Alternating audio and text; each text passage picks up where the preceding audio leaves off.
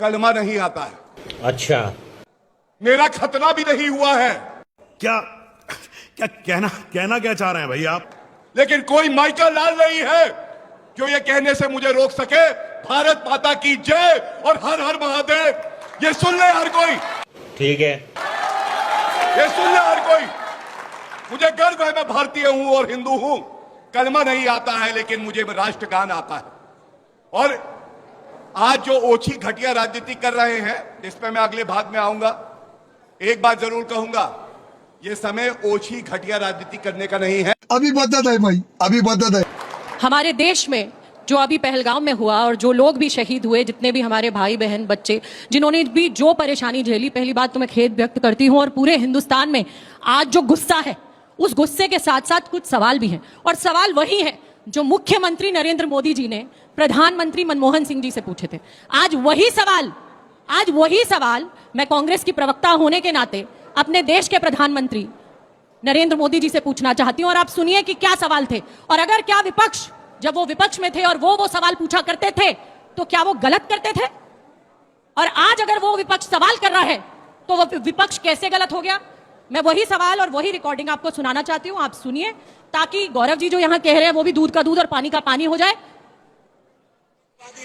उनके पास शस्त्र और बारूद कहां से आता है? जो आपके कब्जे में है उसको तो संभालो, और जो विदेश से बारूद आता है, शस्त्र आते हैं, आतंकवादियों के पास पहुंच जाते हैं, उसको तो रोको। या प्रधानमंत्री, आप इतनी निगरानी नहीं रख सकते? ये जो धन विदेश से आकर के आतंकवादियों के पास जाता है, आपके हाथ में है, आप उसको क्यों नहीं रोकते हैं? प्रधानमंत्री जी, आप मुझे बताइए, सीमाएं आपके हाथ में है, कोस्टल सिक्योरिटी आपके हाथ में है, बीएसएफ सेना सब आपके हाथ में है, नेवी आपके हाथ में है, कि विदेश से घुसपैठ के कैसे घुस जाते हैं? आप जवाब दीजिए। व्यवस्था आपके पास है, सारा कम्युनिकेशन भारत सरकार के अंडर में है। मैं पूछना चाहता हूं प्रधानमंत्री जी को, इस विषय में आपने क्या किया है? ये जो आतंकवादी है, अब आप बताइए, क्या ये सवाल गलत है? और यही सवाल विपक्ष आज कर रहा है कि इंटेलिजेंस क्या कर रही थी? आतंकवादी आए, जैसे एक प्लेग्राउंड में घुस आए, हमारे लोगों पर धड़ गोलियां चलाई, हमारे लोग शहीद हो गए, और उनके लिए खुले थे रास्ते, ना कोई चेक पोस्ट, ना कहीं कोई पूछताछ। जैसे मारने के लिए आए वैसे ही मारकर हमारे लोगों को भाग गए।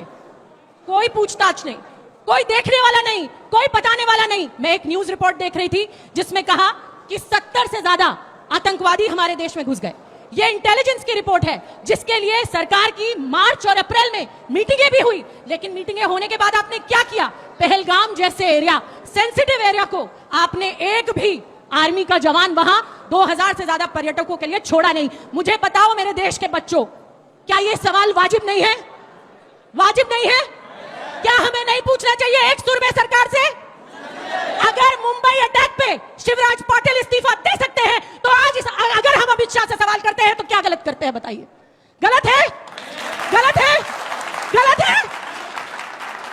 यही सवाल हम कर रहे हैं। और हाँ, हम जवाब चाहते हैं, हम ऐसा जवाब चाहते हैं जैसे इंदिरा गांधी ने लाहौर में तिरंगा फहरा कर लिया और पाकिस्तानी आर्मी की पतलून उतरवा दी। वो जवाब था कि घुटने टेकने पड़े और हमने बांग्लादेश बना दिया।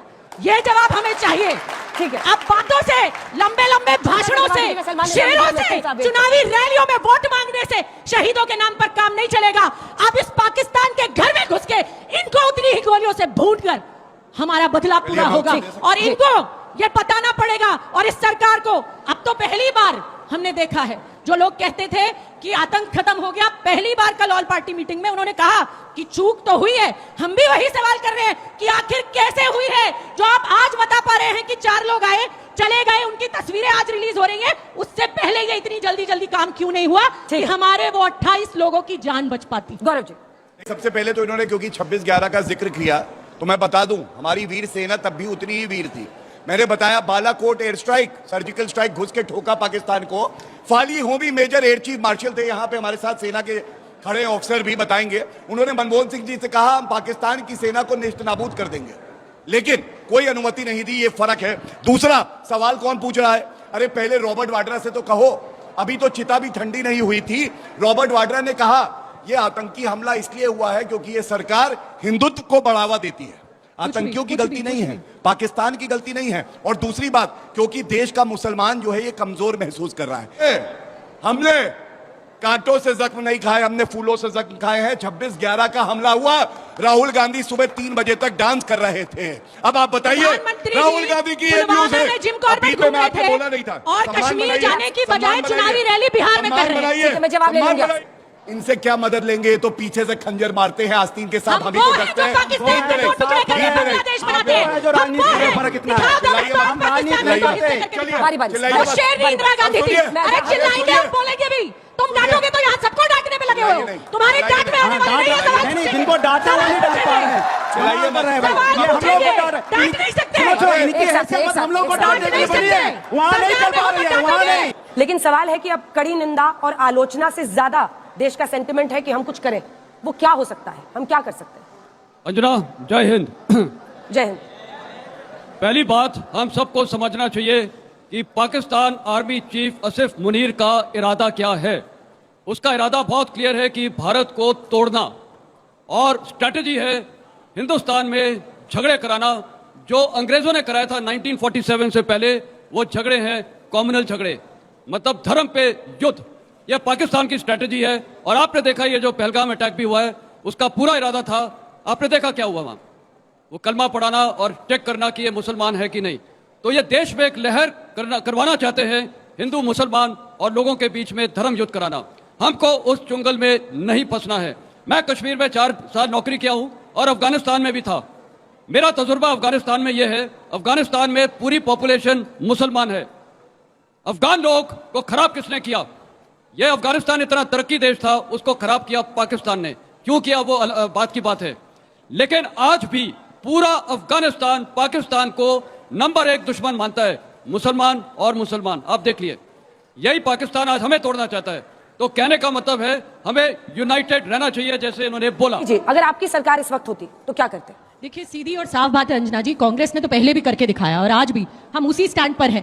पाकिस्तान को उसी की भाषा में जवाब अब मिलना चाहिए। 26/11 के बाद हमने क्या किया था? देखिए, 26/11 के बाद कांग्रेस पार्टी ने भारतीय जनता पार्टी की तरह जिम्मेदारी से भागे नहीं ना, कभी क्रिटिसिज्म को इस तरीके से लिया जिस तरीके से ये लेते हैं।